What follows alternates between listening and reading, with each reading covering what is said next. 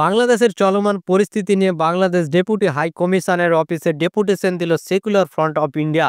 বাংলাদেশের ইস্কনের ধর্মপ্রচারক চিন্ময় কৃষ্ণ প্রভুকে গ্রেপ্তারের পর উত্তাল হয়েছে গোটা বাংলাদেশ। একের পর এক সংঘর্ষ এবং মিছিল হচ্ছে গোটা দেশ জুড়ে।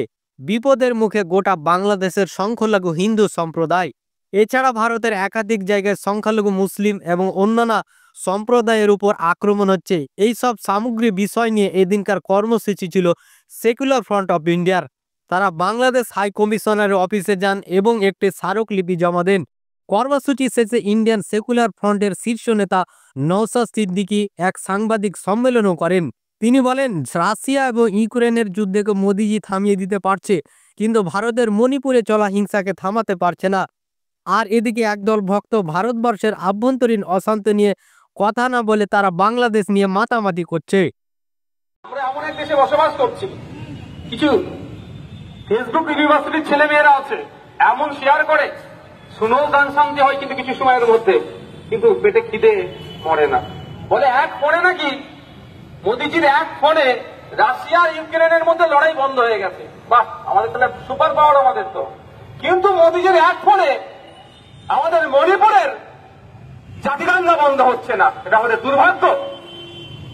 তারা দেখতে পায় রাশিয়া আমেরিকা, তারা গ্লোবালি তারা পৃথিবীর বিভিন্ন দেশ দেখতে পাচ্ছে। আমাদের উত্তরপ্রদেশের, আমাদের উত্তরাখণ্ডে যেভাবে সংখ্যালঘু মুসলমানদের উপর অত্যাচার হচ্ছে, এটা তাদের চোখে আসে না। এরা দেখতে পায় পৃথিবীর বিভিন্ন দেশের লড়াইকে বন্ধ করতে পারে, কিন্তু 1991 ওয়ারশিপ অ্যাক্টকে যারা ভায়োলেট করে মসজিদের সার্ভের নাম করে ওখানকার সংখ্যালঘুদের তারাই প্রশাসনকে কাজে লাগিয়ে সংখ্যালঘু মুসলমানদেরকে বুক থেকে গুলি করে মারলো, তার প্রতিবাদ তাদের চোখে পড়ে না বা এটা তাদের নজরে আসে না। দুর্ভাগ্যের বিষয়, আজকে আমাদের তিনটের মধ্যে দ্বিতীয় আমাদের যেটা ছিল উত্তরপ্রদেশের এখানে রেসিডেন্স অফিসারের কাছে আমাদের যাওয়া, তাকে সংবিধান, তাকে আইনের পাঠ পড়ানো। আমাদের যারা প্রতিনিধি দল গিয়েছিলেন তাদেরকে আইনের পাঠ পড়িয়ে এসেছে। উত্তরপ্রদেশে যে ঘটনা ঘটেছে সাম্বাল মসজিদকে কেন্দ্র করে সার্ভের নাম করে যেভাবে যোগী আদিত্যনাথের পুলিশ মুসলিমদের উপরে গুলি চালিয়ে তাদেরকে হত্যা করেছে, এটার ক্ষতিপূরণ সহ এই ধরনের ঘটনা আগামী দিনে ঘটে, তার জন্য তার ওখানে ডেপুটেশন দেওয়া হয়েছে। 3 নম্বর যেটা, অবশ্যই আমাদের আবেগের জায়গা, অবশ্যই আমাদের প্রতিবেশী রাষ্ট্র বাংলা, আমরা আমাদের মাতৃভাষা বাংলা, বাংলাদেশের মাতৃভাষা বাংলা, একটা তো টান তো আমাদের সকলের আছেই।